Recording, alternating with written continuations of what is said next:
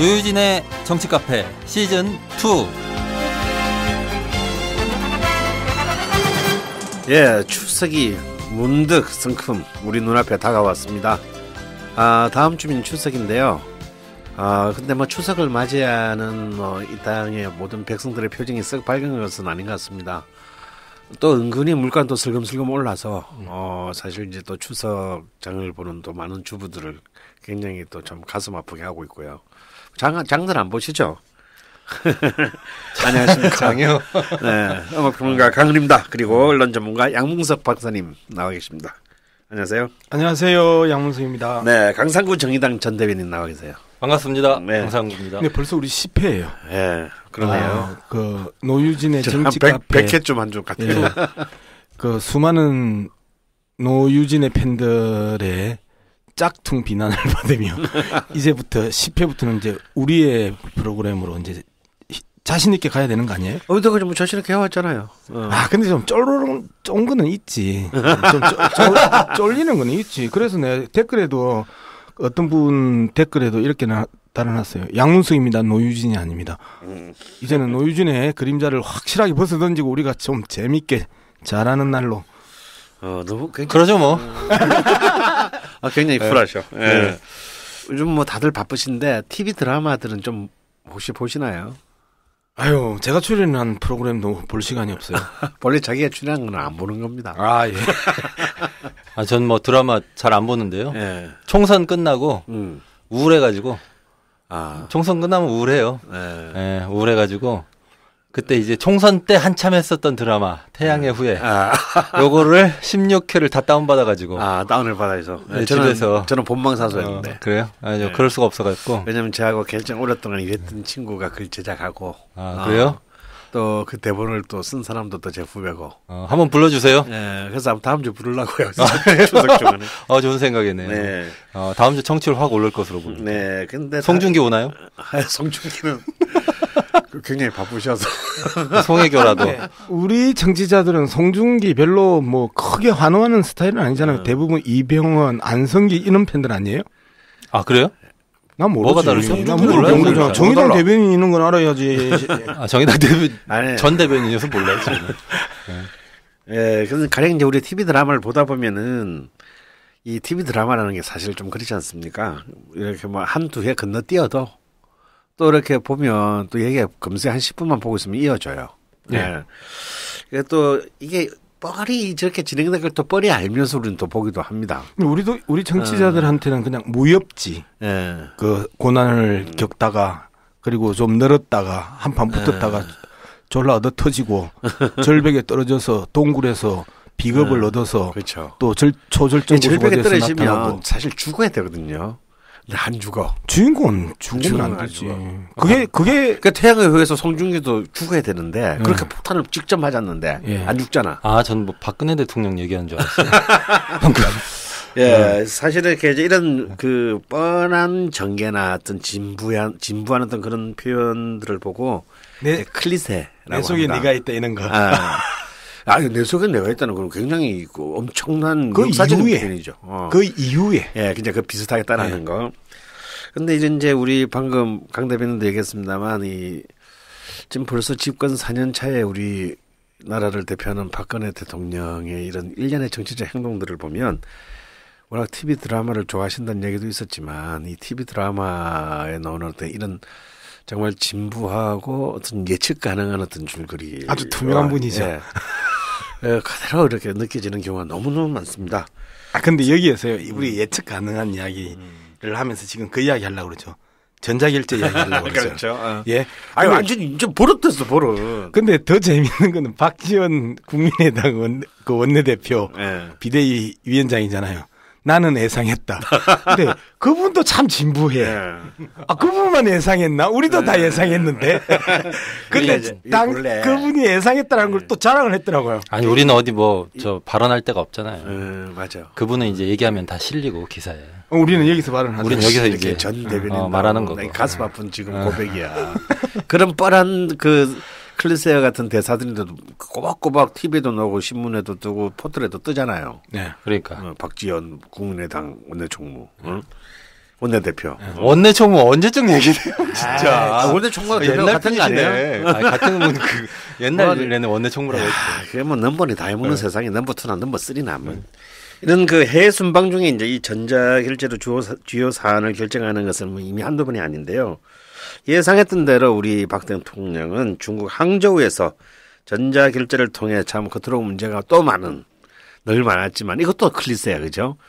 멀쩡한 후보자가 한 명만 나오는 거 보고 이번 임기가 끝났으면 난 참 좋겠는데 이 2명의 장관 후보자를 또 임명했습니다. 근데 우리 대통령이라고 말씀하셨죠. 네, 우리 대통령 박근혜 대통령께서는 형이 그렇게 이야기하는 거 싫어할 거예요. 언제 네가 우리야라고. 우리는 우리인데. 그분이 보기에는 제 사랑을 좀 알아주셨으면 좋겠어요. 예. 도대체 이게 한두 번이 아닌데 벌써 몇 번째죠 이게 전자결제? 뭐 여러 번째예요. 아니 뭐 지난번에 국회법 개정안 상시청문회법이라고 해가지고 청문회 쭉 할 수 있게 하자. 예. 이거 관련해서 그때 거부했었잖아요. 예. 작년 5월에 아프리카 유럽 순방할 때 아니에요? 아니 올해예요, 올해. 올해예요? 얼마 전인. 그게 얼마 전이야? 16년이 올해구나. 워낙 많이 들어가지고 너무 1년이 지났네. 이거 전자결제 했었고요. 이때가 에티오피아 거기서 전자결제 했을 거예요. 그리고 예전에 통합진보당 해산심판 청구 요거 할 때도 전자결제 하시고 뭐 우리 박근혜 대통령이 요즘 계속 바쁘시잖아요. 2개의 조선과 싸우느라고. 북조선하고 조선일보하고 굉장히 바쁘신 와중에 또 전자결제까지 하시고 굉장하다 이런 생각이 듭니다. 음주운전 해가지고 위정해가지고 경찰청장 책임 회피했던 경찰청장 그 양반 임명할 때는 휴가 중에 결제했잖아요. 혹시 그것도 전자결제? 그거는 전자결제가 아니라 휴가 중 결제라서 휴가 중에는 어떻게 결제하는지 대통령을 안 해봐가지고 잘 모르겠네요. 알 수 있는 사람이 아무도 없어요. 뭐 비싸 들고 가서 받아왔겠죠. 형님의 우리 대통령께서는 왜 이러신데요? 아니 워낙 이렇게 전자공학과를 나오셔가지고 바로 이해되는데요. 네, 전자결제를 워낙 좋아하셔가지고. 예. 하여튼 뭐 더 이상 설명이 필요 없습니다. 네, 뭐 만능도 이런 만능이었습니다. 아무래도 이제 눈앞에 사람이 없으니까 결제하기도 마음이 편하겠죠.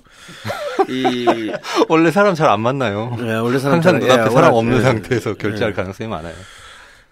이런 일방 통행의 국정 운영 답답하지만 또 과연 어떤 결과를 가져올지 계속해서 지켜봐야겠습니다. 노유진의 시사 돋보기. 지난주에 20대 국회가 개회하자마자 새누리당의 국회의장실 점거농성 사태가 있었습니다. 이틀 만에 상황은 종료됐지만 이 사태는 앞으로 20대 국회가 어떤 모습을 보일지 짐작하는 하나의 상징적인 사건이 아닐 수 없습니다. 오늘은 이와 관련한 이야기를 좀 해볼 텐데요. 다른 많은 매체들에서 이 국회의장실 점거 사태에 대해서 분석을 많이 했으니까 우리는 그 중에서도 이번 일로 20대 국회의 주요 변수로 떠오른 정세균 국회의장이 국회에 미칠 영향에 대해서 주로 좀 살펴보도록 하겠습니다. 그리고 또 아울러서 국회의장이라는 그 자리 자체, 사실 우리가 참 국회의장은 굉장히 중요한 자리이고 또 일상적으로 또 이렇게 가까운 자리인데 실제 이 사람이 뭐 하는지 어떤 권한을 갖고 있는지 사실 별로 눈에 안 띄어요. 예, 눈에 좀 띄지 않죠. 국회에 있는 사람 중에 제일 눈에 띄는 사람은 당 대표들 원내 대표라니까요. 원내 총무 이제 원내 총무는 없어요? 원내 총무 없어요. 대표적인 일본의 모델을 따온 개념들이 원내 총무, 미국 의회도 이렇게 총무 아닌가? 저는 우리나라에서 원내 대표를 번역할 때 원내 총무 시절이니까 원내 총무라고 그러죠. 그렇구나. 아무튼 그래서 별로 눈에 안 띄는데 국회의장들이 당 대표나 원내 대표 이런 분들이 주로 눈에 띄는데요. 이번에는 좀 다를 것 같다 이런 느낌이 있어요. 네. 예, 지난번에 정세균 의장이 당선되셨을 때. 그때 이러저러한 예측도 있고 이랬는데 이번에 국회 개원사 하면서 확실히 국민들한테 눈도장 확 찍었지 않습니까? 네. 그래서 우리가 20대 국회를 전망하는데도 새누리당도 봐야 되고 야당도 봐야 되고 박근혜 대통령도 봐야 되고 이러는데 국회의장이 보통 국회를 예측하는 데 있어서 주요 변수가 된 적은 별로 없었다고 봐도 무방한데 이번에는 좀 안 그럴 수도 있을 것이니까 국회의장에 대해서 자주는 아니고 그냥 이번에 한 번에 한해서 한번 분석해 볼 필요는 있겠다. 뭐 이런 생각인 거죠. 예. 일단 이번 새누리당의 이 의장실 선거 농성 사건 이걸 어떻게 보시는지 두 분 좀 여기 얘기부터 시작해보죠. 예, 참 굉장히 신선한 사건 아닙니까? 이런 걸 초반 러쉬라고 하죠. 이 새누리당이 초반에 완전히 세게 했어요. 11명의 돌격대. 그 11명의 돌격대 얘기도 있죠. 그거 어제 오늘 기사 났던 건데. 그러니까 새누리당이 아마 자체 평가를 할 텐데 우리가 초반 스타트는 좋았다. 이렇게 평가할 것 같아요. 그리고 앞으로도 마음에 안 들면 우리는 이렇게 할 거야. 이게 신호 확실히 보낸 거다. 저는 이제 일단 이렇게 보는데 이게 사실은 새누리당이 이긴 측면도 있고 진 측면도 확실히 있어요. 진 측면은 이런 거죠. 아니 전초전 같은 거였는데 이번에가 근데 무슨 전초전에 보여줄 수 있는 걸 다 보여주나. 그러니까 생각해 보시면 너무 할딱 벗고 나온 거네. 굳이 꼭 그런 표현을 할 수 있는 모든 수단들 그렇죠. 이번에 입체적이고 버라이어티하게 지금 보여준 거 아니에요? 맞아요. 뭐 집단 퇴장부터 해가지고 의장실 들어가서 농성하고 복도 앞에서 농성하고 의원총회에서 뭐 성토하고 일정 전부 보이콧하고 의장 사퇴 촉구 결의안 내고 의장 공간 한남동에 그 집 있잖아요. 집 의장 되면 주는 집 거기 11명 보내가지고 특공대 그래서 집에 들어가가지고 앉아 있었잖아요. 11명의 돌격대. 네, 그렇죠. 그랬는데 이제 그 정세균 의장이 내가 사회권 넘기겠다 이렇게 하면서 나왔다고 그래요. 그러니까 다 보여준 거죠. 저는 이번에 그걸 보면서 이게 무슨 뭐 무기 박람회 같은 거 뭐 보여줄 걸 다 보여주냐 정말로.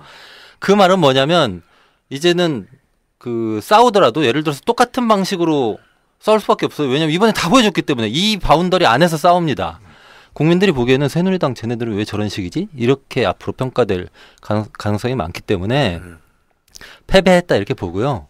다만 이제 제가 그런데 그것과는 무관하게 이번 국면에서 새누리당이 결국은 승자다 이렇게 또 평가할 수 있는 지점이 있다고 보는 게 왜 그러냐면 결국은요. 새누리당이 계속 요구한 추경을 받았잖아요. 그리고 통과됐잖아요. 야당 쪽에서는 제가 2번이나 그 전에 방송에서 얘기했는데 8개 과제 뭐 이런 거 있었는데 어쨌든 최경환, 안종범 증인 채택이 빠진 서별관 청문회 하나 그 다음에 백남기 농민 청문회 또 하나 이렇게 2개 받고 끝난 거예요. 딜을 그렇게 한 거죠. 그러니까 이게 전체적으로 포인트를 보면 새누리당이 이긴 측면이 있어요. 다만 앞으로를 봤을 때는 이번에 카드를 너무 다 써버렸다. 총알 떨어졌다. 이정현 대표도 이번에 정세균 국회의장 비판하면서 이런 이야기를 해요. 박근혜 정부를 무력화시키겠다는 것이고 식물 정부를 만들겠다는 것이다. 이렇게 표현을 하면서 진짜 재밌는 표현을 썼네. 이 정도의 내용은 더민주의 부대변인, 원내 부대변인 정도가 낼 수 있는 그런 논평을 의장이 직접 나서서 했다. 지난번에 얘기했던 거요? 완전 대변인도 아니고 부대변인, 그 다음에 원내 대변인도 아니고 원외 대변인 하신 거 아니에요? 저요? 네. 원외 대변인. 뭐 했다고? 원외 대변인 한 5년 했어요. 이정현한테까지 그렇게 그 욕을 처 먹으면서 이정현을 우리 정치 카페에 초대하려고 했대. 지금 갑자기 딴 얘기 하셔가지고 청취자들이 들으시면 무슨 소린가 하실 것 같은데 사실 우리가 이정현을 모실 뻔했죠. 네, 초대하려고 그랬죠. 당 대표 되기 직전에 홍보수석 녹취록 사건 터졌었을 때 KBS 김시공 보도국장하고 녹취록 사건 터졌었을 때 우리가 우리 강성구 대변인이 가장 먼저 제안해가지고 이정현 부르려고 그런 거 아니에요? 그렇죠. 저랑 급이 맞으니까. 근데 원내 대변인이나 할 이런 논평을 국회의장이 썼다고 비난을 했다는 것에 대해서 참 그리고 이유를 또 이야기했어요. 그럼 원내 대변인이나 할 그런 논평을 왜 국회의장이 했을까? 지금 그 얘기 계속 들으니까 기분이 점점 나빠지고 있어요. 기분이 나빠져야 돼. 국회의장은 근본적인 목적이 대선이다. 내년에 본인이 나가든 과거 소속된 정당이 집권을 하든 순전히 대권병, 완전히 이것은 대권병 외에 다른 것으로 해석 안 되는 중증의 대권병이라고 이야기를 하면서요. 초유의 국회의장의 도발은 있을 수 없는 것이다. 하고 나서 결정했던 게 뭐예요? 11인의 특공대, 11인의 돌격대가 한남동 의장 공간을 점거하는 거예요. 그러니까요. 뭐 박근혜 대통령, 뭐 우병우 수석 이런 얘기 나올 때는 갑자기 무건수행 하잖아요. 이정현 대표가. 오늘도 교섭단체 대표 연설 오전에 했는데 우병우에 대해서 한마디도 안 하고 세월호에 대해서 한마디도 안 하고 7시간 뿅 하고 사라졌던 대통령의 이야기도 한마디도 안 하고 정말 국민들이 듣고 싶은 이야기는 한마디도 안 하고 모두 국회 탓, 야당 탓으로 다 돌리고 그러다가 상황이 벌어지면 갑자기 분기탱천해가지고 그리고 원내 대변인 얘기를 왜 해요 진짜 기분 나쁘네. 더 기분 나쁜 거는요. 우리처럼 이제 거의 평생을 투쟁의 현장에서 살았던 사람에 있어서는 정말 기분 나쁜 게 뭔지 아세요? 한참 싸우고 있는데 투쟁위원장격이 사라져 버렸어. 그렇죠. 공항 나갔잖아요. 어디 갔나 찾아보니까 대통령 중국 가는데 그걸 한송하러 나갔다나요? 한송? 그래가지고 또 새누리당 내에서도 욕을 갖다가 무지하게 먹은 거죠. 참 대단한 투쟁위원장 아니에요? 원내 대변인 말씀하세요. 저 할 말 다 했어요. 다 했어요. 이정현 얘기는 좀 이따 나오면 또 할 거예요. 국회의장의 말이 이렇게 참 무게가 실리고 어쨌거나 간에 어떤 쟁점을 만들어내는 것도 참으로 오래간만 아닙니까? 그렇죠. 아니 그전에 지난번에 정의화 국회의장도 그런 적이 있긴 했었는데 아무튼 개원사부터 해가지고 한 2루타쯤 친 것 같아요.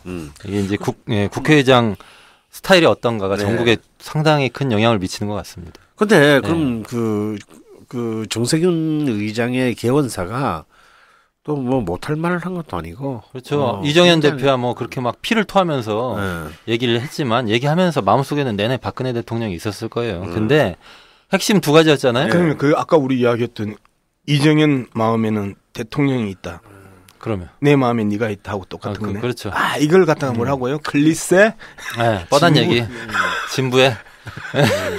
아무튼 근데 현실인데. 정세균 의장이 얘기한 이 욕을 얻어먹은 새누리당한테 얘기한 핵심이 두 가지잖아요. 첫 번째가 이제 사상 최강의 철밥통 우병우 좀 곤란하다 요거 하고 사드는 논의 좀 제대로 하자 요 두 개인데 사실은 새누리당이 그것에 대해서 욱한 거는 순전히 자격지심입니다. 왜냐 우병우가 사퇴해야 된다는 얘기는 자기들도 했잖아요. 정진석도 하고 이정현도 대표되기 전에 하고 이랬단 말이죠. 그래놓고 이번에 확실히 또 대통령한테 납작 엎드린 거예요. 이거 보면은 이번에 우리가 꼬붕으로 확실히 임명해줘야 될 것 같아요. 그리고 사드 논의도 사드 논의가 제대로 안 됐다는 건 자기들이 보여주고 있잖아요. 다른 곳을 막 알아보고 있지 않습니까? 자기들이 잘못해서 그런 거고 그거를 스스로 자인하고 다른 장소를 알아보고 있고 그 와중에 또 북한은 잠수함에서 미사일 쏘고 이러고 있는데 충분히 할 수 있는 얘기다. 국민들도 다 그렇게 보시죠. 저만 그렇게 보는 게 아니라. 근데 오늘 교수단체 연설에서 이정현이 또 그렇게 이야기를 해요. 이런 사드 논의와 관련해서는 두 가지를 짚었는데 하나는 정략적 편가르기다.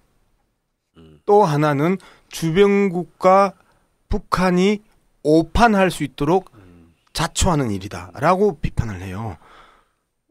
무슨 소리예요? 주변국이 뭘 오판한다는 거예요?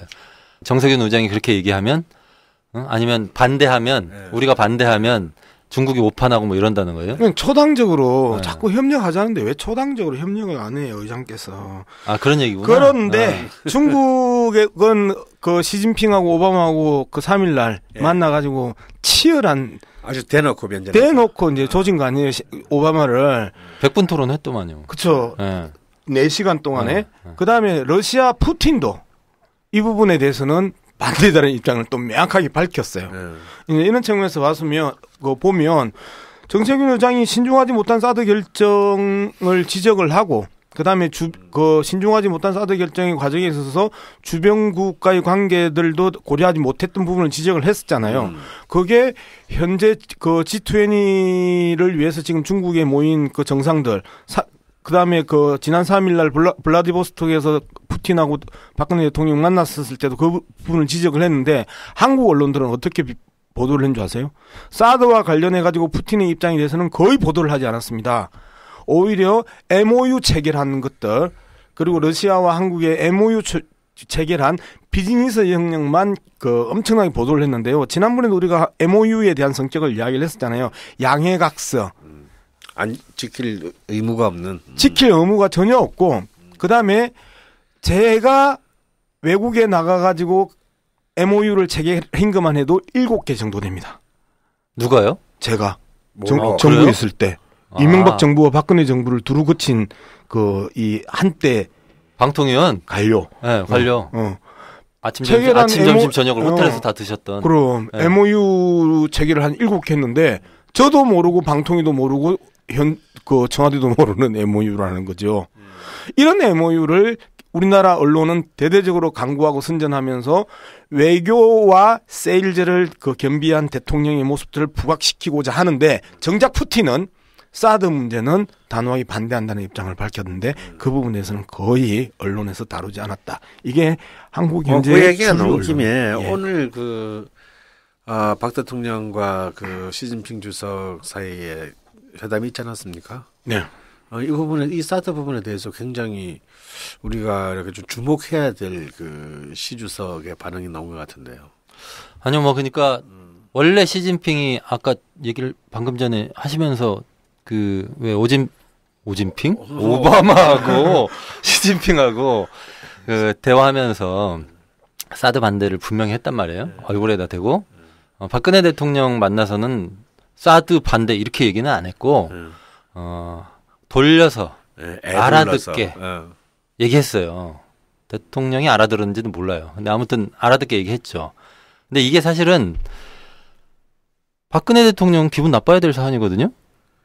왜냐? 굉장히 고도의 수사기네. 아니 박근혜 대통령 다시 말해서 대한민국 대통령이 사드 배치에 관련된 핵심 인사면 핵심한테 사드 반대한다라고 얘기하죠.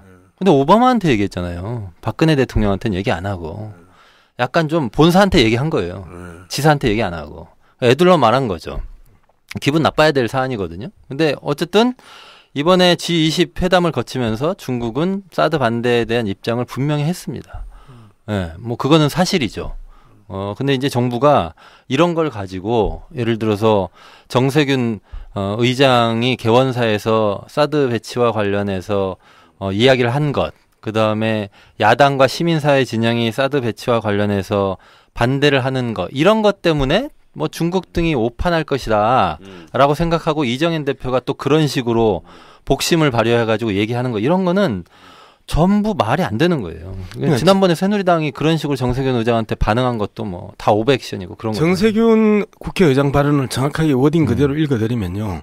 최근 사드 배치와 관련한 정부의 태도는 우리 주도의 북핵 대응이라는 측면에서 동의하기 어려운 부분이 있습니다. 사드 배치의 불가피성을 떠나서 우리 내부의 소통이 전혀 없습니다. 그로 인해 주변국과의 관계 변화 또한 깊이 고려한 것 같지 않습니다. 그런 과정이 생략됨으로써 공론은 분열되고 국민은 혼란스러워하고 있습니다. 정확하게 지금 짚고 그다음에 이게 격한 발언이거나 충격적인 발언이거나 편향적 발언이거나 정파적 발언이 아님을 우리가 들어서 상식적으로 이해하는 거잖아요. 그럼에도 불구하고 박근혜 대통령이든 이정현 새누리당 당대표든 발끈발끈하면서 튀어나오고 그다음에 11인의 돌격대를 배치하고 그다음에 의장실 점거농성, 의장실 복도 점거농성, 의장실 공간 점거농성, 그다음에 전반적인 국회 의사일정 보이콧, 야당이 이제까지 한 번도 이렇게 입체적으로 해본 적이 없습니다. 한국 야당사에서. 그런데 그동안에 야당이 사안별로 부분적으로 보여줬던 모든 전술을 이번 국회 개회식에서 입체적으로 보여줬다. 정말 스펙트클하고 브라이어티한 그러한 발음이 그게 뭐야? 그럼 해봐봐 스펙터클. 야, 진짜 발음이 스펙터클하다. 그래. 그 독자들 정확하게 이해하자. 네. 정치자들 스펙터클하고 브라이어티한 좀 돌아갔나 이런 그 완전 3D를 보여준 거예요. 3D를. 그렇죠. 추석을 앞두고 종합 선물 세트. 역시 이거 추석 보내는 거가 이렇게 그 영화의 성수기라는 걸 다시. 영화인들 싫어하겠다. 여기서 대박 터뜨려버려가지고 관객들이 올라나. 얘기를 좀 바꿔보겠습니다. 또 이 와중에 어제 했던 그 전자결제의 그 내용. 근데 국회에서 인사청문 보고서에 부적격으로 나왔는데도 이 대통령이 이 막 장관 임명하고 그래도 됩니까? 국회의장은 뭐 이런 데 대해서 아무런 개입할 권한이 없나요? 그게 이제 뭐 대통령이 인사청문 결과가 어떻게 나오든 결과가 나왔어? 그 결과가 뭐야? 부적격입니다. 그래 임명해 이러면 그냥 드는 거예요. 그럼 청문회 왜 해요? 아니 예전에는 그래도 국회법에 그렇게 적혀져 있으니까 예전에는 청문회가 아예 없었는데 네. 그리고 또 대통령이 상식적 사고를 가지고 계신 분 이런 분들은 청문회에서 부적격 나고 이러면 임명 안 하고 그러죠. 아니 우리 이제 노무현 때는 뭐 말도 안 되는 그 사안 가지고 당시 야당이었던 네. 뭐 한나라당이 아각거리면 임명 안 했잖아요. 그래 그렇죠. 임명 안 한 적이 많죠. 근데 이제 박근혜 대통령처럼 이렇게 화끈하고 시정일관 하나의 입장으로 밀고 가는 경우는 없죠. 지금 그렇고요. 인사청문회 과정에서 사실은 의장의 권한은 없어요. 국회의원들이 인사청문회 를 거쳐서 인사청문 경과보고서를 내는 거고 이거를 본회의에 올려요. 그러면 의장은 그 과정에서 뭘 하냐? 본회의가 열리는 때 인사청문회 경과보고서가 만들어져 가지고 본회의 제출되면 본회의에서 보고되기 전에 그걸 복사를 해요. 그래갖고 의원들한테 나눠줘요. 설마 의장이 직접 보고서하는 건 아니겠죠? 의장 힘드시잖아요. 연로하시는데 다.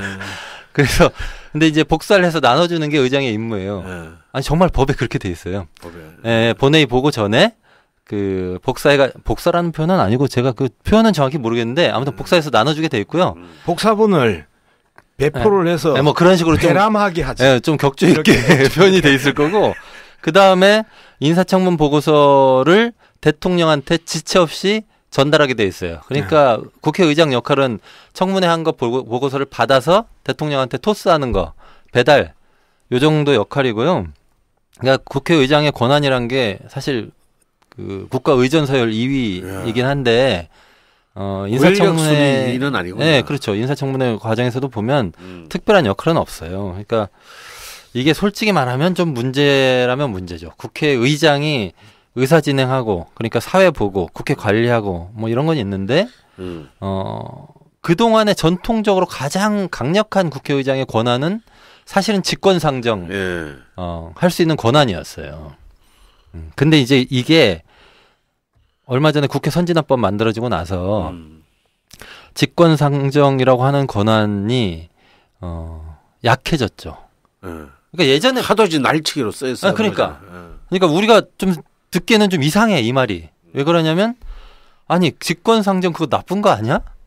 근데 그게 무슨 강력한 권한이었다고? 이렇게 이제 궁금해할 수 있어요. 근데 국회는 어쨌거나 300명 국회의원이 모여가지고 회의에서 뭔가를 통과시키는 데잖아요. 근데 맨날 싸워. 여야가 의견이 달라서 시간만 질질 끌어. 이럴 때 국회의장이 자 이제 됐고 회의에 올려서 통과시킵시다. 결론 냅시다. 이렇게 하는 권한인데 예전에는 대부분이 아니라 거의 한 명 정도 빼고는 다 여당 출신 의장이었어요. 여당 출신 의장이 법안을 직권 상정한다는 말은 여당의 뜻대로 법안을 올린다는 뜻이고 그다음에 법안을 직권 상정한다는 건 여야가 합의가 안 된 상태에서 표결을 한다는 뜻이잖아요. 그러니까 곧 날치기로 연결된다는 뜻이에요. 그러면 무슨 말이냐? 국회의장이 대통령 지시대로 대통령이 물밑에서 시키는 대로 그 법을 날치기로 통과시키는데 직권상정이라는 권한을 사용한 거죠. 그래서 직권상정이 나쁜 권한인 것처럼 돼버렸고 그래서 직권상정 권한의 직권상정의 요건이 강력해진 거예요. 그래서 이제 뭐 천재지변이 있거나 뭐 국가 비상사태가 있거나 원내대표들이 다 동의하거나 이러지 않는데 원내대표들이 다 동의하는데 왜 직권상정을 해? 그러니까요. 그래서 그렇게 이제 아니면 직권상정을 못 하게 된 거죠. 그래서 거의 못 못하죠. 그러니까 국회의장의 거의 유일하게 가장 강력한 권한이라고 할 수 있는 원래는 그랬어요. 직권상정이라는 게 참 굉장히 내용적으로는 슬픈 거잖아요. 네. 근데 이제 그 여기서 뉘앙스의 문제가 좀 있는 거예요. 지금 뭐 야당들도 그 국회법 때문에 식물국회가 된다. 국회의장이 직권상정을 못하게 하는 부분은 이제 외려 바꿔야 되는데 우리가 4.13 총선 직전까지만 해도 180석 넘어가면 언제든지 직권상정이 가능하고 200석 넘어가면 개헌이 가능하다. 그래서 국회법을 사수하고 현재의 그 헌법을 박근혜 정부의 입맛대로 고쳐지는 것들을 막기 위해서 총선에서 반드시 이겨야 된다. 뭐 이런 이야기를 많이 했었잖아요. 그런데 이제 불편한 거야. 또 여소야대가 되니까. 그런데 저는 이 부분에 대해서 단호하게 그 입장을 가지고 있습니다. 직권상정은 앞서 이야기했던 것처럼 국가 비상사태나 준전시 상황, 그다음에 천재지변이 일어났었을 때 그 외에는 그 원내대표들의 합의, 교섭단체 원내대표들의 합의, 이제 이렇게 그 네 가지 한 조건이 있는데요. 만약에 무분별하게 또는 정파적 이해에 따라서 또는 아무리 합리적이고 올바른 의제라 할지라도 직권상정을 허용하기 시작을 하면요. 또다시 국회는 그 진흙탕이 개싸움판이 됩니다. 도끼 들고 해머 들고 체류탄 들고 그다음에 톱 들고 그리고 서로 맥살 잡고 엎어치기 하고 라이트를 레프트 어퍼컷 날리고 이러한 부분들을 생생해. 눈앞에서 보는 것 같아요. 국민들한테 보여주는 국회냐. 안 그러면 비록 좀 효율성은 떨어지나 시간과 인내를 갖고 민주주의의 기본적인 정도를 지켜나가는 게 맞느냐라고 했었을 때 저는 현재의 국회법에 대해서 강력하게 지지합니다. 네, 뭐 어쨌든 그 현재 법상으로는 국회의장의 권한은 그 정도다 이런 말씀 드리고 싶었던 거고, 그다음에 이제 그런 제도 말고 국회의장 개인의 캐릭터 이게 또 국회에 큰 영향을 미치죠. 그렇게 실제 현실적으로 그런 현실적인 어떤 그런 그 정말 강력한 영향력을 행사할 권력적인 무기는 없지만 국회의장의 캐릭터 솔직히 좀 그런 면이 있어요. 근데 이제 또 캐릭터가 영향을 미치는 거라고 봐야 되는 거예요. 그러면 이제 사실 뭐 우리가 그동안 수많은 국회의장이 뭐 이름도 거의 기억나지 않는 수많은 국회의장이 이제 스쳐 지나갔습니다만 한 가지 물어볼게요. 정의야. 정세균 빼고 아는 떠오르는 국회의장이 에이 그렇게 말하면 섭섭하죠. 해보세요. 우리나라 초대 국회의장이 누군지 아세요? 처음부터 시작하시네. 병명님? 아닙니다. 우리나라 이승만 아니에요? 이승만? 이승만이었어요. 비록 몇 개월 많이 했지만 그리고 이제 본격적인 사실상의 첫 번째 국회의장은 신익희입니다. 그건 6년 정도를 하고요. 그 뒤에 또 그 6년 정도를 이기붕이 하잖아요. 근데 이제 그때는 다 대충 6년씩 하더라고요. 물론 이제 그 이효상 정일권 이제 가장 역대 최장수 총리 황희 그 국회의장이라고 불렸던 사람이 이제 유신 시대의 정일권 국회의장이죠. 그럴 때는 이제 대충 6년 7년씩 해서 이렇게 국회의장이 외우기가 쉬운데 이제 그 11월 때부터 이제 반기로 쪼개가지고 2년씩 이렇게 그 하면서 이제 뭐 약간 듣보잡 장들이 많이 생겨났습니다. 그렇죠. 제가 그 질문을 안 했으면 그 해박한 한국 현대사 초기의 역사적 그 사실과 국회사를 갖다가 언제 이야기할 뻔했어요. 그러게 말이에요. 고맙다고 해야지. 하여튼 그래서 뭐. 근데 이 정세균 의장이 개헌을 통해서 이제 바로 직격탄을 날린 거 아닙니까 정부에 대해서. 그렇죠. 근데 사실은 이제 약간 뭐 이렇게 그 들고 일어난 그 새누리당 빼고 뭐 정세균 의장을 좋아하는 어떤 시민들이라든가 아니면 뭐 야당 성향의 또 이 시민들 입장에서도 좀 놀랐을 것 같아요. 정세균이라는 분이 사실 굉장히 좀 온건파의 이미지를 굉장히 강하게 갖고 있고 또 국회의장이라는 자리가 뭐 자기 의견을 주장하는 자리라기보다는 조율하는 자리인데 이렇게 세게 시작하자마자 이렇게 세게 나온 것은 이 뭐 대통령 선거에 나오려고 하는 거 아니냐 뭐 이런 얘기도 있고 아까 이정현 대표가 그런 식으로 얘기했잖아요. 근데 국회의장 하고 나면 대통령은 나올 수 있나요? 나오려면 나오지요. 뭐 못 나오게 하는 법은 없어요. 없죠. 하지만 또 이렇게 뭔가 숨겨진 방금 우리 강 대변인 얘기했던 뭔가 또 숨겨진 우리가 몰랐던 정세균 의장의 캐릭터 일 수도 있는 건가요? 아니 근데 정세균 의장이 국회의장 되고 나서 소감 말할 때요. 이렇게 얘기하셨어요. 많은 의원들께서 저를 온건하다고 평가하는데 때로는 강경함이 필요한 것 같다. 이렇게 얘기했고 초심이 임기 마지막 날까지 지켜질 수 있도록 함께 해달라 이렇게 얘기했어요. 이 말은 뭐냐면 요약하면은 임기 끝날 때까지 세게 할 때는 세게 하겠다 이런 거죠. 저는 이제 정세균 국회의장이 자기 정치를 확실히 하려고 하는구나 이런 생각이 들었어요. 대선에 나오려고 하는 것 같지는 않고 그거는 이제 좀 이따 뭐 혹시 시간이 있으면 그 개인 정치 이력 쭉 살펴볼 텐데 그러면 누가 생각해도 이제 국회의장으로 해가지고 영광스럽게 정리하겠구나 이런 느낌이 좀 들긴 해요. 그래서 대선 나올 생각은 없지 않겠나 싶은데 그리고 또 시간도 없어요. 대선 내년 나오려면 지금부터 잠영 해가지고 막 움직이고 올해 말부터는 막 뛰어다니고 이래야 되는데 뭐 언제 국회의장 할 시간이 있어요. 대선 나갈 저 상황은 아니다. 다만 자기 정치를 확실히 하려고 하는 의지는 있는 거 아니냐 이런 생각이 들죠. 이번에 그래도 이번 인기도 총선 많이 때 생겼어요. 총선 때 오세훈을 꺾었잖아요. 그러니까 이분이 약간 그런 독특한 특징이 있어요. 지난번에는 홍사덕 이겼잖아요. 종로에서. 그 다음에 오세훈 이겼죠. 그러면 이게 굉장히 큰 뉴스거리잖아요. 근데 조용해. 굉장히 큰 뉴스거리인데 흥행이 잘 안 돼. 그때 잠깐 뉴스 나오고 말아요. 이게 일종의 배우로 따지면 안성기야. 그래요? 늘 주연급 국민 배우잖아요. 그러면. 근데 늘 주연급인데 늘 조연이 기억나고 주인은 영화 보고 나올 때 생각이 잘 안 나.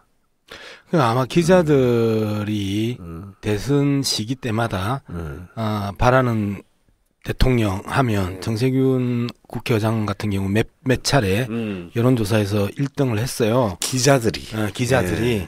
예전에는 이제 김근태 열린우리당 당 의장이 이제 계속 하다가 김근태 의장 돌아가시고 나서 이제 정세균 대표가 의장이 이제 그런 1등을 좀 차지하고 했는데 가까이서 쳐다보는 기자들과 그다음에 떨어져서 그 기자들에 의해서 전달되는 그 국민들에게 비춰지는 그 정세균 의장은 좀 많이 다른 것 같다. 정세균은 어필이 안 돼요. 어필이 안 돼요. 카리스마가 없는 것 같고 없는 것 같은 게 아니라 없고 그러니까 뭐 이분이 굉장히 성실하다고 하더라고요. 밤낮 없이 일하고.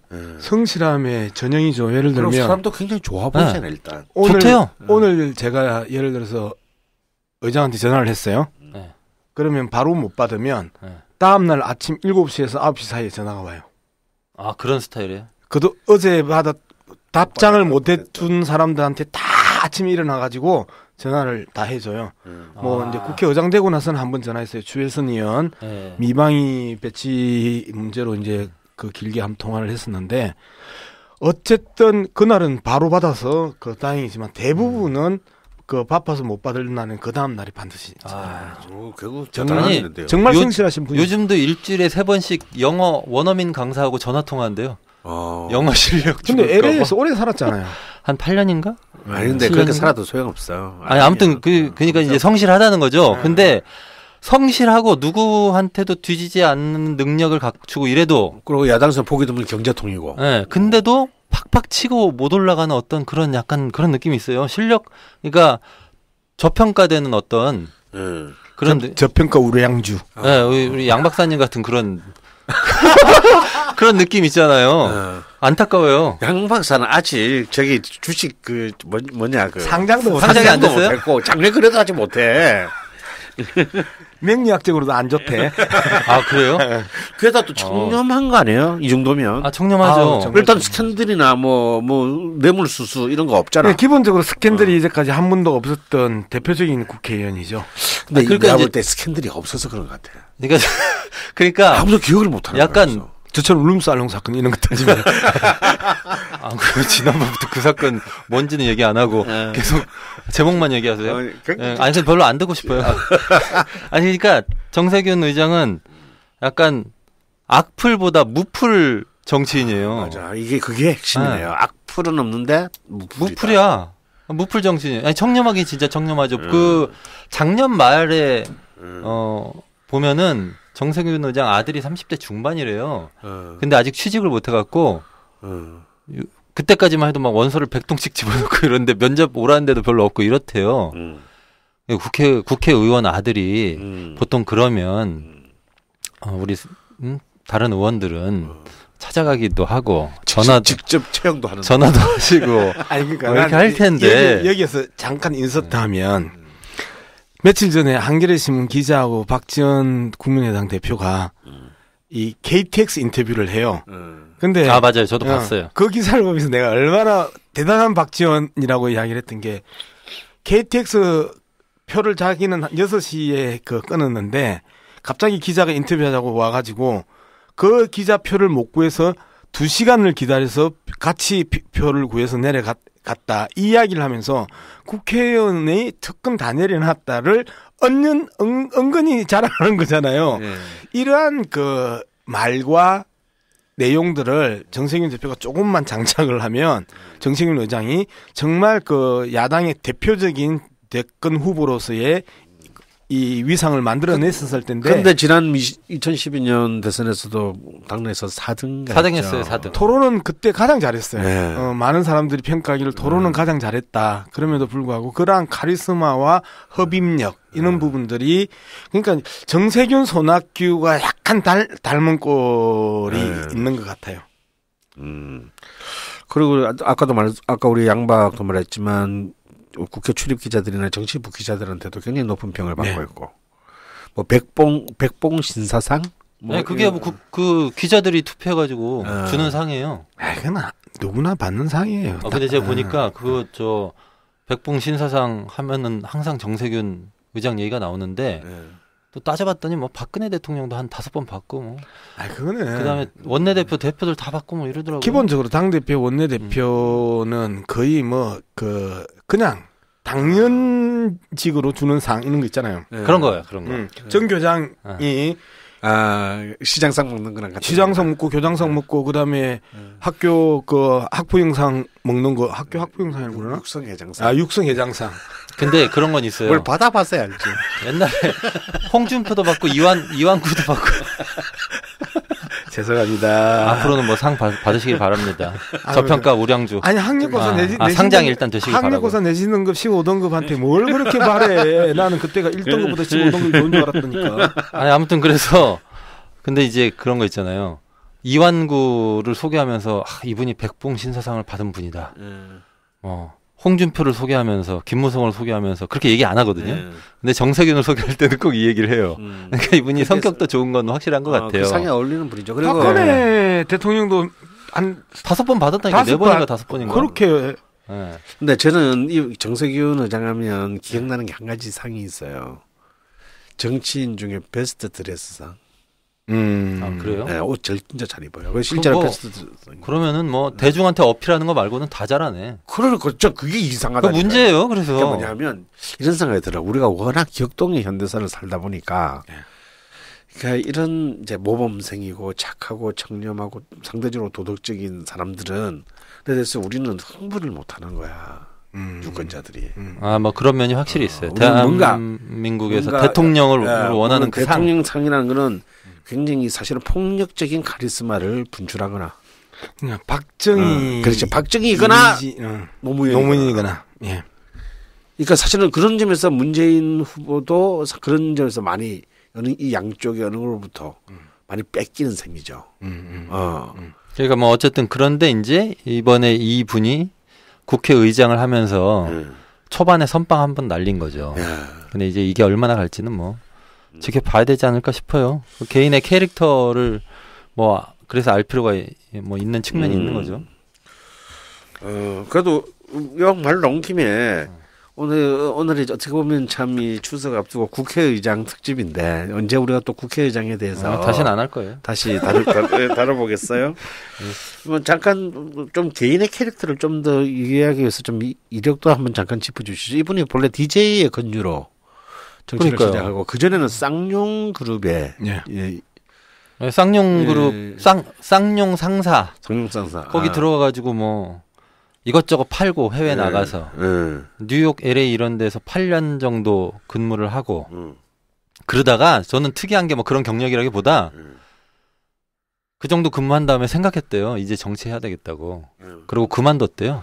근데 정치는 어릴 때부터 생각을 했던 모양인데요. 네, 그러니까 어릴 때도 가난하고 뭐 이런 거 있잖아요. 보통 이제 그 시절 정치인이 흔히 갖고 있는 스펙. 가난하고 학교 잘 못 다니고 뭐 이랬던 거. 근데 그 와중에도 왜 옛날엔 미니원 뽑고 이랬잖아요. 그 벽보를 보고 나도 나중에 저기 포스터에 들어가야 되겠다. 이런 생각을 했다는 거예요. 초등학생 때. 이 양반이 스토리가 있는 사람이에요. 스토리가 있는 정치인이단 말이에요. 우리가 예전에 스토리 하면 김두관 전 경남지사 하면 스토리 이렇게 했었잖아요. 정세균 더 의장이 스토리가 있는 사람이 예를 들어서 중학교 2학년 때 담임선생님 금리로 3학년 건너뛰고 월반 해가지고 초등학교 때. 초등학교 때. 그리고 초등학교 졸업하고 중학교 안 가고 1년 동안 산에 나무하러 다니고 집이 가난하니까. 중학교 때 아침 저녁으로 16km씩 왕복, 32km씩 걸어 다니고. 그런데 이 중학교가 졸업을 한다고 중학교 학력을 인정해 주는 중학교도 아님에도 불구하고. 그리고 또 중학교 졸업하고 또 1년 나무하러 다니고. 나무를 자주 해요. 어릴 때 자주 했어요. 그다음에 또 고등학교 때도 재밌는 내용은 준비한 강대빈이 이야기예요. 예, 이게 무주에 있는 고등학교 다니다가 여기서는 안 되겠고 취직 잘 되는 데로 가야 되겠다. 이래서 전주공고 갔다가 전주물 먹으니까 대도시잖아요. 전라북도 최고의. 야, 이거 대학 가야겠구나 이런 생각을 해서 전주 신흥고등학교에 찾아가가지고 선생님한테 교장 선생님한테 나 전주공고에서 1등하는 학생인데 뽑아달라 이렇게 해가지고 그 자리에서 국영수 시험을 봤대요. 그래갖고 그래서 전학을 간 거예요. 그러니까 약간 이게 고등학교 3번 옮긴 거예요. 맹모 삼천지교는 아니고 약간 좀 셀프로 삼천지교 한 거예요. 삼천지교를 했네. 네, 그렇게 해서 근데 뭐 돈 없으니까 또 사정해가지고 학교 근로장학생 이런 거 있었잖아요. 매점에서 일하는. 제 고등학교 때 빵 팔았어요. 강원 선생님도 빵파리 출신이네요. 네, 저도 빵돌이 출신입니다. 약간 스토리 있네. 약간 스토리 있어. 그러니까요. 그래. 근데 이분은 빵돌이 하셔가지고 국회의장까지 하시는데. 그러게 말이에요. 강원 선생님은. 이건 빵돌이는 구속됐다 온 사람들이 빵돌이. 사실 보통 그렇죠. 빵파리. 그래요? 대통령파리, 신문파리. 아니 별명이 빵돌이었대요. 빵파리라니까. 우리 때도 빵돌이라 그랬어요. 그래요? 어쨌든 그렇게 하고 뭐 대학교 들어가고 뭐 그다음에 졸업하고 나서 쌍용 상사 입사하고 뭐 이랬던 과정들이 있어요. 그 과정에서 그때가 유신 때여서 고시 공부하다가 때려치우고 그다음에 언론사 들어가려고 했는데 뭐 근데 재밌는 건 그것도 아니다 이렇게 생각을 했던 모양이더라고요. 고대 학생회장 출신이에요. 근데 학생회장 출신인데 근데 이 당시에 이연배의 고대 학생회장은 73년도 학생회장이죠. 그걸 굉장히 정치적일 수밖에 없는 시대거든요. 아니, 근데 72년이 유신헌법 선포되고 그 다음에 73년에 학생회장을 한 거 아니에요? 근데 학생운동을 열심히 한 것 같지는 않던데요. 그러고 이제 졸업해서 바로 캐릭터가 참 굉장히 재밌다는 거죠. 영상 보면 딴 학교도 아닌 그런 가장 거친 이 고대 총학생회장의 캐릭터가 좀 굉장히 거리가 멀지 않나요? 네, 그렇죠. 이번에 얌전한 그 스타일. 스토리가 된다니까 이런 스토리들이. 그러니까 원래는 스토리가 되는 분이에요. 원래는. 근데 이제 뭐 이게 잘 살아나지는 않고 살린 거죠. 네, 심지어는 이분이 굉장히 주도 면밀해가지고 저는 이걸 보고 제일 놀랐어요. 27살 때 취직해가지고 첫 월급부터 5분의 1씩 월급을 모아갖고 장학재단을 만들었대. 장학회를. 그래갖고 자기 고향 후배들한테 준 거예요. 근데 그거 왜 줬냐라고 나중에 물어봤어요. 기자가. 그랬더니 출마하려고 나중에. 그거를 20대 때부터 너무 주도면밀하다. 우리 이런 주도면밀한 사람들은 그런 사람 좋아하지 않아요. 좋아하지 않아요? 이 스토리 이야기를 하면요. 2011년이니까 2012년 대통령 선거를 눈앞에 둔 해였잖아요. 그에 늦가을에 이제 정세균 대표하고 저하고 저녁 술을 마시면서 제가 참 생각 없는 놈이죠. 김두관 지사 정말 스토리가 되는 사람인데 대표님은 어떻게 생각하십니까? 그 언제라고요? 11년. 그러니까 당내 그 출마 선언하기 전에. 그러네. 그래서 이제 당내 경선 들어가기 전에 대표님 어떻게 생각하세요? 그러니까 상장이 안 되는 거예요. 술을 마시면서 당시 이제 정세균 그 의원이 하시는 말씀이 참 그 스토리가 참 풍성하다. 군수로부터 시작했던 그 스토리가 이장으로부터 시작했던 스토리가 참 풍성하다. 그래서 나는 눈여겨 본다. 이제 이렇게 이야기를 했어요. 그리고 나서 출마 선언을 했어. 근데 이제 저는 어쨌든 경남이니까 김두관이 좀 잘 되면 좋겠다 이런 생각이 있었을 거 아니에요. 그래가지고 대표님 김두관 팍팍 좀 밀어주세요 하고 문자를 딱 보내고 나서 가만 생각해보니까 어제 출마 선언을 한 거야. 그래서 대표님도 열심히 하시고요. 정말 상장 불가야. 파산인데 이거 진짜. 네, 이분이 되게 자랑스러워하는 것 중에 하나가 뭐냐면요. 이분이 산자부 장관을 하셨잖아요. 산자부 장관을 하셨는데 산자부 장관을 할 때 산자부 주요 그 고위공무원들이 나오면 쓰리턴을 했다는 거 아니에요. 예를 들면 협회 3년, 그 다음에 산하기간 3년, 그 다음에 또 다른 협회 3년 이렇게 하면서 9년 정도를 쓰리턴을 하면서 정관 예우를 받더라. 그거를 산자부가 우리나라에서 예산이 아마 가장 많은 부서 중에 하나일 겁니다. 그리고 거기는 퍼주는 부서잖아요. 규제 기관이 아니고. 그러면서 이 양반이 스스로가 이제 좀 자랑스럽게 생각하는 게 뭐냐면 쓰리턴은 안 된다. 투턴으로 이제 잘랐다. 그래서 이제 정관 예우를 투턴으로 잘랐는데 여전히 많은 데가 쓰리턴을 하는데 산업자원부 쪽은 쓰리턴 지금은 없답니다. 이제 이런 이야기를 좀 자랑스럽게 이야기하시는 분이. 그래요? 전혀 와닿지가 않는데. 그죠. 그런데 공무원들 입장에서는 쓰리턴과 투턴은 하늘과 땅 차이인 거죠. 자, 연봉 1억 5천짜리를 대부분 한단 말이에요. 대부분이 이 포스트 공무원 이후에는 그러면 1억 5천이면 3년에 4억 5천 아니에요. 그 돈은 거의 집에 가져갈 수 있는 돈이잖아요. 그 외에 업무 추진비가 있고 먹고 쓰는 돈이니까.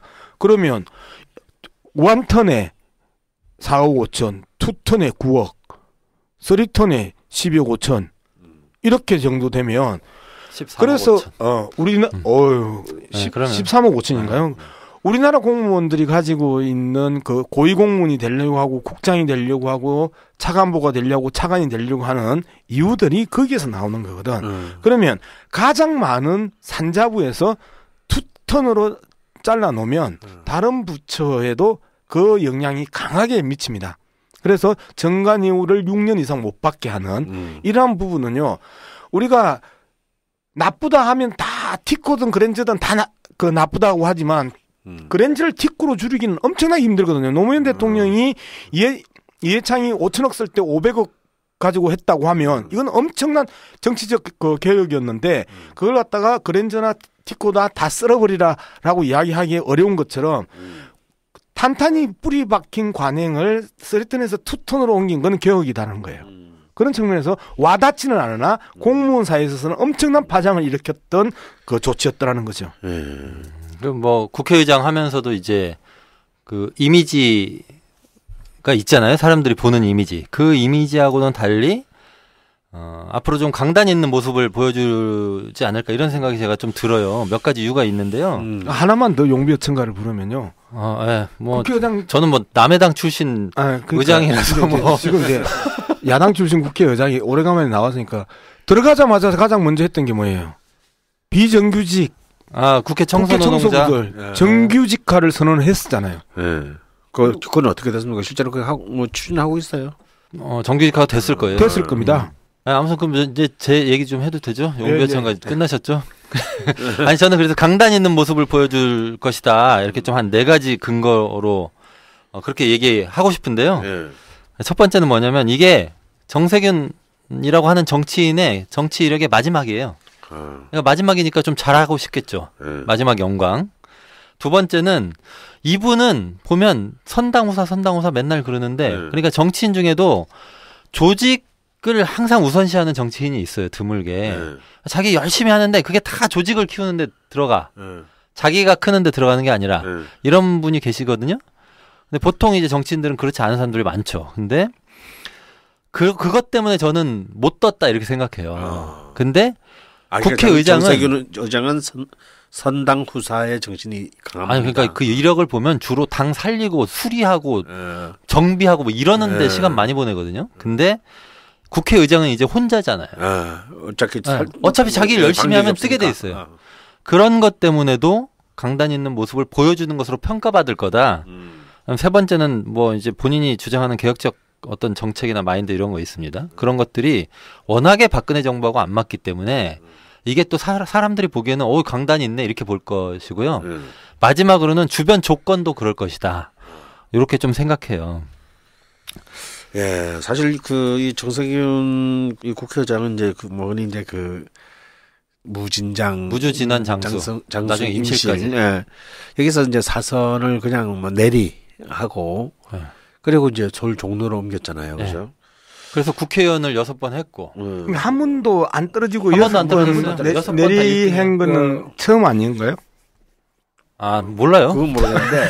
그런데 저는 뭐 제가 한 번도 안 돼봤기 때문에 다섯 번째, 여섯 번째는 떨어진 거에 대해서 그래도 이제 한국 그래도 정치 1번지에서 아까도 말씀하셨듯이 그 보수 정당의 정말 대표적인 주자랑 정면승부한 거 아닙니까? 네. 그래서 국회의원 했죠.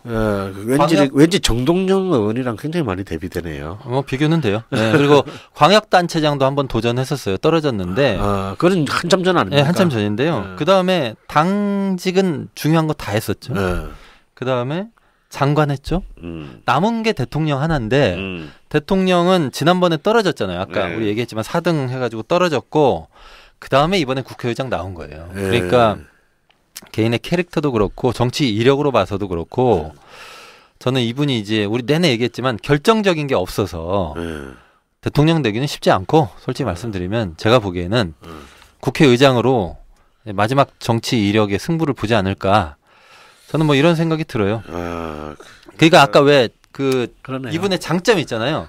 주도 면밀함, 뭐 신사적인 스타일, 성실함, 뭐 이런 게 약간 대통령 되는데 방해가 되는 분이에요. 오히려 이 장점이 단점인. 네, 그럼 맞아요. 그러니까 선수들 중에서 보면은 저는 팀 승리가 우선입니다. 이런 선수들 있잖아요. 박지성 이런 사람들. 네. 이 사람은 박지성 스타일이에요. 맞아요. 네. 근데 진짜 유명한 사람, 전 세계적으로 진짜 유명한 사람은 박지성이 아니야. 그렇죠. 호날두 이런 애들이잖아요. 루니 막 튀는 애들. 이런 애들이 이런 스타일의 사람들이 한국 정치에서는 대통령도 되는 거죠. 그러네요. 이게 사실은 이제 박지성 같은 경우는 감독이나 같은 동료 선수들이 굉장히 높이 평가를 하는 선수. 그러니까요. 자기 지역구에서 알아준다니까요. 정세균. 그러네요. 그러니까 그리고 기자들이 알아주고. 감독이나 동료들은 알아주지만 정작 팬들은 유니폼을 박지성 걸 사지 않고 루니나 호날두 걸 사는 거죠.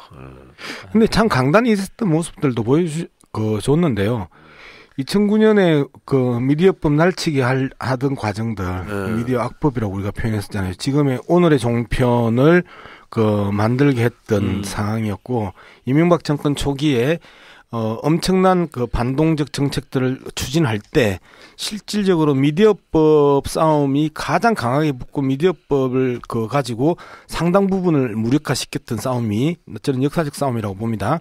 이 역사적 싸움에 미디어법 날치기 이후에 세 사람이 국회의원 사퇴를 합니다. 당시 당 대표인 정세균 대표, 그 다음에 지금 강원지사인 최문순 지사, 그 다음에 천정배 의원, 그 다음에 한겨레신문 출신인 장세환 의원, 총 4명이 사퇴를 하는데 당 대표가 국회의원 사퇴를 했었어요. 그리고 월급 들어오는 거 다 반납시키고 하는 과정들이 있었고, 그 다음에 그 당시에 단식 투쟁도 일주일 이상 했을 겁니다. 제 기억에. 일주일 정도 했을 거예요. 이런 모습들을 보여줬는데, 그런 모습들이 주류 언론에 의해서 부각이 안 됐어요. 그런 측면을 본다면, 마이너 언론에 의해서 계속해서 부각되고 스포트라이트를 받았으나, 실질적으로 지상파 3사와 조중동으로부터 부각되지 않은 한국의 정치인들이 정상적으로 그 훌륭한 그 이 정치인으로 성장하기에는 현실적으로 어려웠던 게 그 있다. 그런 측면에서 본다라면 노무현 대통령 같은 경우에는 조중동이나 지상파로부터 상당히 많은 그 조명을 받았습니다. 조지는 대상으로. 부정적으로. 그러니까요. 악플로 뜬다니까.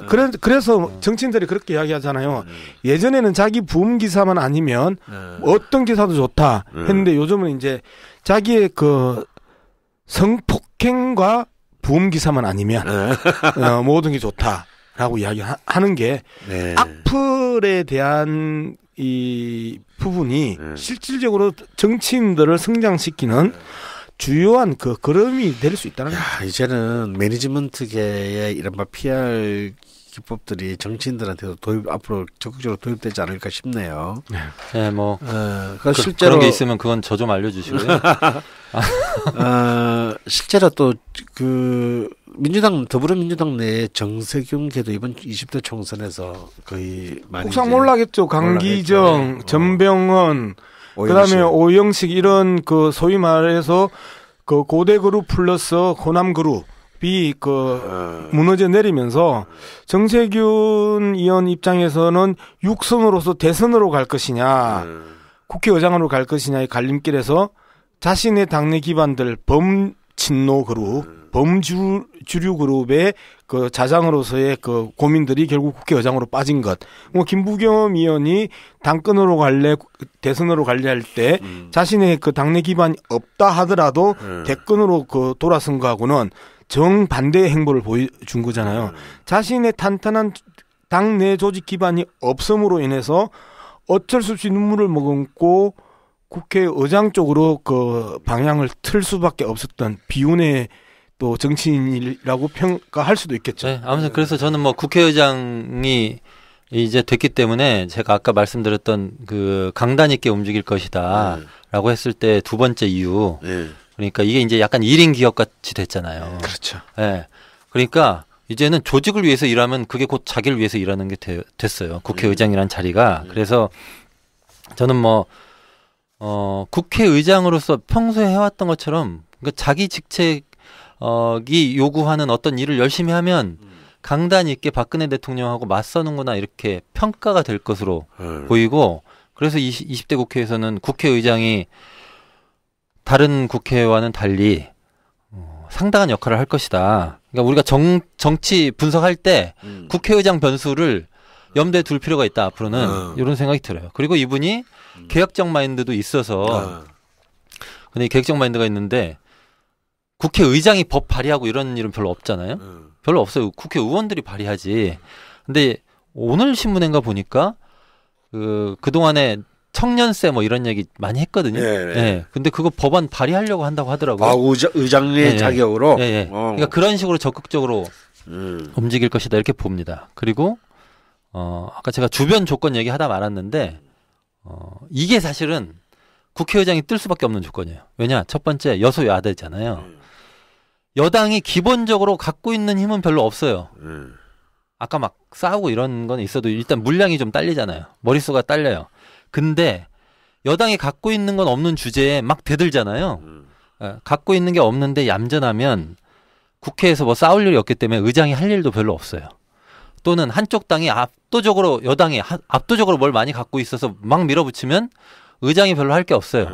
근데 갖고 있는 건 없는데 싸움을 계속 걸잖아요.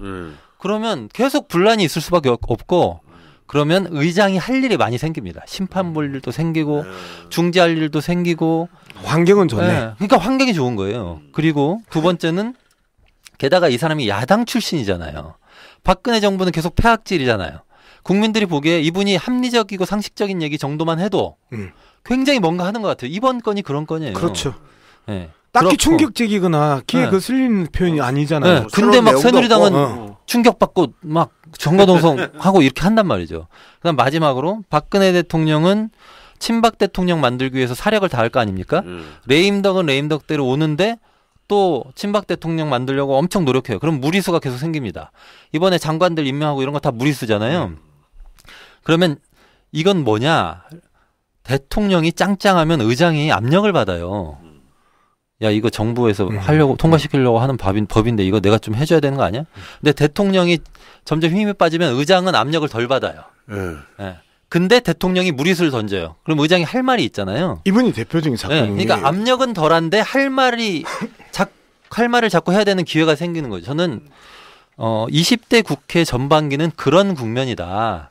그래서 본인 성격과 상관없이라도 예리한 분석이에요. 네, 본인 성격과 상관없이라도 의장이 참 강단이 있네 이런 얘기를 들을 수밖에 없는 조건이 계속 생길 거다. 이번 개회사가 대표적인 사건인데요. 네. 개회사가 10시에 이제 2시에 그 개회사를 낭독을 하는데 10시에 사전에 아까 이야기했던 그 복사본을 해람을 시켰어요. 전 국회의원들한테. 그래가지고 10시부터 2시까지 4시간 동안에 아무도 거기에 대해서 비판을 하는 사람이 없어요. 그리고 나서 낭독을 하는 상황에서 이제 새누리당에서 플로어에서 계속 항의를 하잖아요.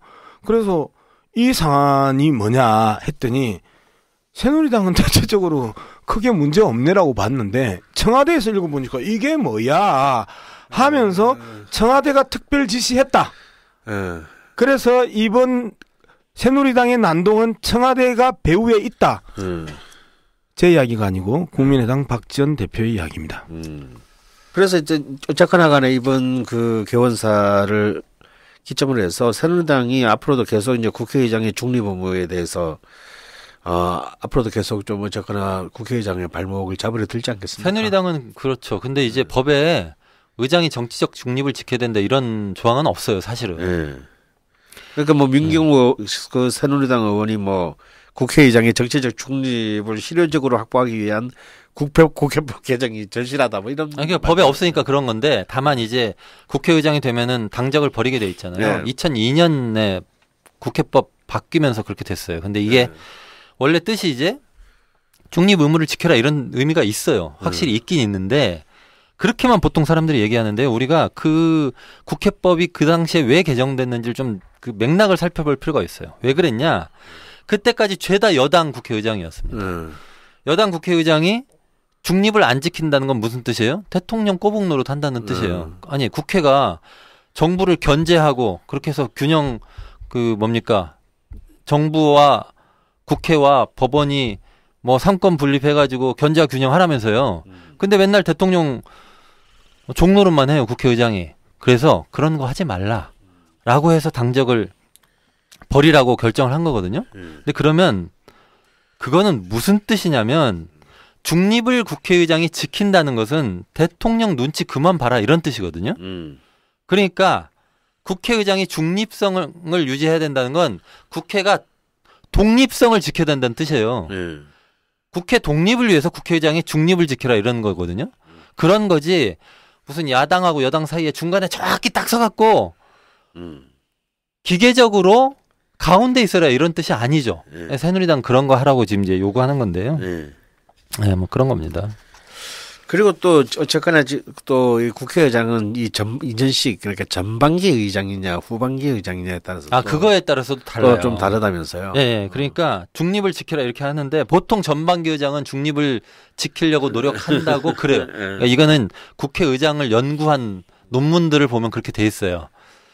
왜? 후반기 끝나고 총선이잖아요. 그러니까 옛날 친정 당들에서 국회의장은 그럴 거야? 우리 총선 지면 어떡하려고? 이렇게 압력을 더 넣는 거죠. 그러니까 이제 후반전 끝나면 게임이 종료되기 때문에 전반전에서는 그래도 국회의장인데 어느 한 당 편 안 들고 좀 멋지게 중재도 하고 이런 모습 보여야지 이렇게 하다가 후반기 국회의장들은 압력이 너무 세니까 결국은 원래 자기 출신 정당 편을 들게 돼 있는 것 아니냐 이렇게 분석하더라고요. 그러니까 3대0으로 이기고 있다가 한 2골 정도 추격하면서 계속해서 이번 한국 중국전에서 심판한테 우리 편 들어 그런 거예요. 그렇게 하면서 막판 스포트를 하면서 역전을 한번 해보려고 하는 그런 심리 아닐까요? 그렇겠죠. 네, 그런 거고요. 그래서 원래는 그런데 이게 또 아까 제가 말씀드렸던 것처럼 정세균 의장은 전반기 국회의장 이잖아요. 그래서 중립을 지키려고 이제 말로는 할 거예요. 근데 그게 기계적 중립이 아니고 국회의 독립성을 지키기 위한 중립 같은 것일 거예요. 그래서 그거는 결국은 박근혜 정부하고 대척점에 설 수밖에 없는 그렇게 되지 않을까라고 저는 뭐 예상해요. 그래서 이제 아까 처음 우리 강 대변인 얘기 시작할 때도 이제 국회의장의 리더십은 개인의 캐릭터가 굉장히 중요성을 미친다. 네, 그러니까 그런 개인의 시작했는데. 캐릭터와 그다음에 현재의 조건, 그다음에 국회의장의 뭐 자질, 뭐 이런 것들이 다 섞여가지고 여기 모든 걸 종합해 볼 때 이번 그 정세균 의장의 어떤 앞으로의 어떤 전망을 좀 해보면 일단 국회의장이 기계적 중립이 아니라 국민의 스피커가 되겠다 이렇게 얘기한 적이 있어요. 그때 국회 개원사 할 때도 국민의 스피커 이런 얘기 했었고요. 그 영어로도 국회의장이 그죠? 그 스피커죠, 스피커. 하원 의장. 영국에서 하원 의장이 스피커. 의장이 저 스피커라고 하는 것 같더라고요. 잘 몰라요. S가 대문자더라고요. S가 대문자. 근데 이게 이제 그래서 할 말은 할 거예요. 그리고 할 말을 하지 않을 수 없는 상황이 계속 벌어지겠죠. 근데 그렇다고 뭐 국회가 뭐 다 국회의장이 마음대로 하는 건 아니고 새누리당이 어떻게 할지 야당이 어떻게 할지가 이게 기본 이제 변수고 거기에 국회의장 변수가 이제 포함되는 건데 다만 이제 본인의 캐릭터가 완전히 사라지지는 않을 거다. 이게 뭐냐? 이분이 원래 갈등 이런 거 별로 안 좋아해요. 타협 이런 거 좋아하고. 그래서 정치가 뭐냐? 이 정치를 설명하는 개념이 여러 가지인데 그 중에서도 정치란 타협하는 거다. 요 개념을 제일 좋아하고요. 게다가 국회의장이 국회가 계속 싸우느라고 공전하고 이러면 누가 제일 욕을 얻어먹어요? 의장 욕 얻어먹어요. 그 차가 안 가면 운전수가 욕 얻어먹게 돼 있는 것처럼 그런 부담, 그 다음에 싸우기 싫어하는 성격 이런 것 때문에 단호할 때는 단호하지만 결국은 나름대로 판단하면서 적절하게 치고 빠지기 방식으로 국회의장의 역할을 하지 않을까. 저는 뭐 일단은 그렇게 봐요. 그러면 만약에 그 또 이번에 또 밀어붙이고 하는 부분에도 꽤 몇 개는 밀어붙이겠죠. 제가 보기에는 그 자주 얘기했던 개헌 있잖아요. 그런 거는 적극적으로 얘기하지 않을까 싶어요. 그리고 개헌하면 뭐 저는 정의당한테도 좋기 때문에. 어떤 식으로 개헌이요? 이게 이제 의원 내각제? 그게 이제 개헌을 어느 방향으로 할지에 대해서는 뭐 여러 가지 의견들이 있는데 일단 분권형 대통령제가 여론조사를 하면 제일 이 선호가 높아. 그러니까 사람들이 제일 좋아해요. 왜냐하면 분권형 대통령제라 하면 이원 집정부제 이야기하는 그게 거예요? 분권형 대통령제가 말이 그런데 사실 구체적으로 제도를 따져보면 여러 가지가 있어요. 그리고 뭐 이원 집정부제도 있고 그다음에 딱 이원 집정부제라고 부를 수 없는 대통령 권한을 좀 의회하고 나누는 다양한 독일식이냐 일본식이냐 아니 뭐 오스트리아식도 있고 뭐 여러 가지 있는데 국회에서 그동안에 연구해가지고 국회 입법조사처에서 연구했나 아무튼 뭐 연구해갖고 개헌 방향이 나온 것도 있어요.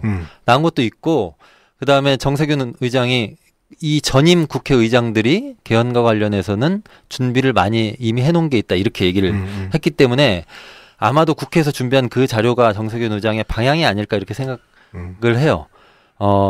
근데 이제 거기 보면은 뭐 국민의 기본권을 더 많이 늘리자 이런 것도 있고요.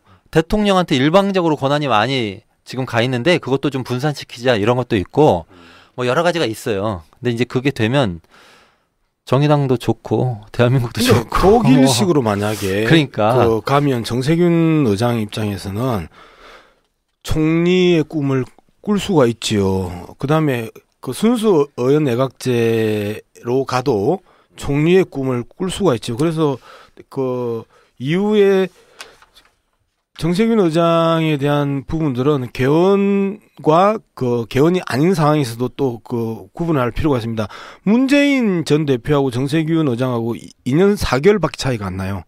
50년 9월생이고 문재인 전 대표가 53년 1월생이에요. 2년 4개월밖에 차이 안 나요. 문재인 전 대표는 아주 젊은, 그다음에 정세균 의장은 아주 늙은 이런 그 이미지가 아니라는 부분에 있어서 정세균 대표 의장이 또 다른 꿈을 꿀 수도 있고, 그다음에 이제 그런 것보다는 외려 저는 국회의장의 상을 상당 부분 그 확장시킬 가능성이 높다. 예를 들면 정의화 국회의장 같은 경우에는 어쨌든 정부에 대해서 쓴소리들을 좀 했었잖아요. 막판에 테러 방지법 같은 경우에는 국가 전시 상황도 아니고 비상사태도 아니고 천재지변도 아님에도 불구하고 직권 상정을 했지만 그 앞에까지만 해도 그 맷소리 해가지고 그렇죠. 좀 인기를 얻었어요. 직권 상정 거부하고 막 그랬잖아요. 노동계약 그런 측면에서 본다라면 정세균 의장 같은 경우에는 자신의 이야기 말 그대로 스피커, 국민을 대변하는 스피커로서의 역할뿐만 아니라 아까 그 강 대변인 이야기했던 것처럼 우리나라의 중요한 청년 수당 같은 이 복지제도에 청년세 그 대한 법안을 발의하는 모습들이나 그다음에 좀 더 정치적 그 판을 흔들어 나가는 데 있어서 핵심인 개헌 논의를 중추적으로 끌고 간다는 거나 하면서 그동안에 무력하거나 거수기 국회의장의 그 상에서 좀 더 적극적이고 의미 있는 말 그대로 한국 그 의전서열 2위에 걸맞는 위상과 모습들을 보여줄 가능성이 높다. 이렇게 이제 분석을 할 수 있겠죠. 뭐가 될까? 뭐를 해먹을까? 뭐 어떻게 할까? 이런 거는 우리한테 별로 중요한 건 아니잖아요. 누가 대통령이 되면 뭐해. 정권 교체만 하면 되고 정권 교체를 하면 뭐해. 세월호 문제도 해결도 못하고 아무도 이야기 안 하는데. 그러니까 뭐 저는 뭐 오늘 정세균 국회의장 얘기를 많이 했지만 뭐 제가 그분 편들려고 한 얘기는 전혀 아니고요. 그러니까 특집이니까. 예, 그리고 국회의 조건이 그런 식으로 바뀔 거다. 근데 아마 국회의장 변수를 아주 심도 깊게 보는 사람들은 아직 많지 않을 수 있거든요. 근데 이번에는 좀 달라질 것 같다. 이 정도의 느낌은 가져야 될 것 같아요. 예.